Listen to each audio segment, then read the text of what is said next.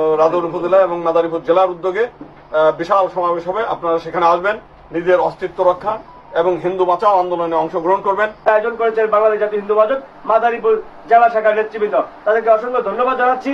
আপনারা দলে দলে দক্ষিণবঙ্গের লোকজন মাদারীপুরের কদম বাড়িতে, ঐতিহাসিক কদম বাড়িতে, গণেশ পাগলের বাড়িতে, গণেশ পাগলের ধুরুড়িতে আপনারা সেখানে উপস্থিত হবেন। হিন্দু মহাজোটের জাতীয় নেতৃবৃন্দ সেখানে কথা বলবেন, বক্তব্য দেবেন। অ্যাডভোকেট গোবিন্দ প্রামাণিক, বাংলাদেশ জাতীয় হিন্দু মহাজোটের মহাসচিব, সংগ্রামী নেতা, তিনি হিন্দুদের উদ্দেশ্যে তার অমীয় বাণী প্রচার করবেন কদম বাড়ি।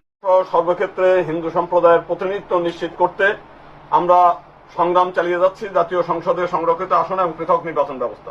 এবং এই লক্ষ্যে আগামী 19 ডিসেম্বর কদমবাড়ি বিকালে জনসমাগম হবে এবং একসঙ্গে দাবি তোলেন জাতীয় সংসদে সংরক্ষিত আসন চাই এবং পৃথক নির্বাচন ব্যবস্থা চাই।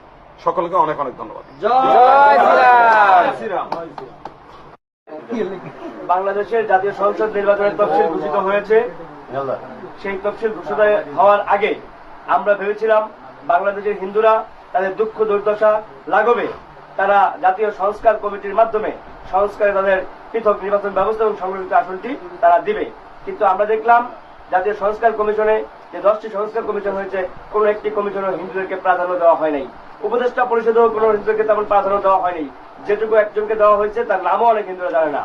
তা আমরা চেয়েছিলাম যে এই বৈষম্য বিরোধী হিন্দু বিরোধী আন্দোলনের যে প্রেক্ষাপটে যে একটি সরকার গঠিত হয়েছে, সেই সরকারের মাধ্যমে আমরা হিন্দুরা তাদের দুঃখ দুর্দশা তাদের লাঘব হবে, কিন্তু আমরা সেখান থেকে আমরা কিছুই পাই নাই। তো আমরা এরই পরিপ্রেক্ষিতে আমরা আগামী শুক্রবার মাদারীপুর জেলা হিন্দু মহাজোটের আয়োজনে মাদারীপুর কদম বাড়িতে একটি বিশাল সমাবেশের আয়োজন করা হয়েছে হিন্দু মহাজোটের পক্ষ থেকে। সেখানে বাংলাদেশ জাতীয় হিন্দু মহাজোটের পক্ষ থেকে দাবি উত্থাপিত হবে পৃথক নির্বাচন ব্যবস্থা এবং সংরক্ষিত আসন। তা না হলে হিন্দুরা ভোট কেন্দ্রে যাবে না, এই লক্ষ্যে একটি সমাবেশে থেকে। ধন্যবাদ সকলকে। জয় শ্রীরাম। জয় শ্রীরাম। সবাই একটু দেখাও, দাদা একটা কথা বলবেন এবং বলবেন।